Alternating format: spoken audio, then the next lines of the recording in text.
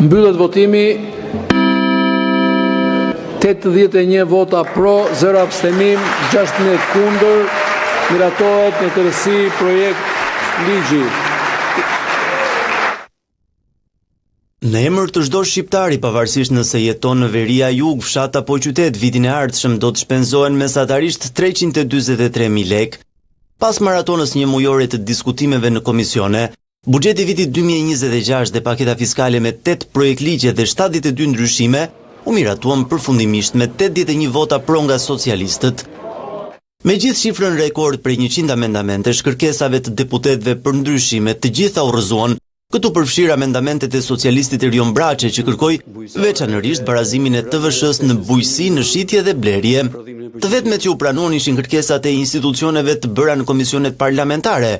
12 institucione marrin 504.9 milion lekë shtesë, kryesisht ato të drejtësisë që morën para ekstra. Në drejtim të ndryshimeve fiskale, pavarësisht kundërshtive nga Fondi Monetar Ndërkombëtar, Dhoma Amerikane e Tregtisë dhe Bashkimi Evropian, socialistët i dhanë dritën jeshile projekt ligjit për marrëveshjen e paqes fiskale. Ndërkohë, të gjithë qytetarët që do të rivlerësojnë pronat do të kenë tatim 5% përfundimisht. Kuvendi miratoi me 76 vota pro dhe 22 kundër projekt ligjin për rivlerësimin e pasurive të paluajtshme. Pas dritës jeshile në tërësi dhe nen për nen, buxheti e paketa fiskale i kalojnë për dekretim presidentit Bajram Begaj për të hyrë në fuqi nga 1 janari 2026.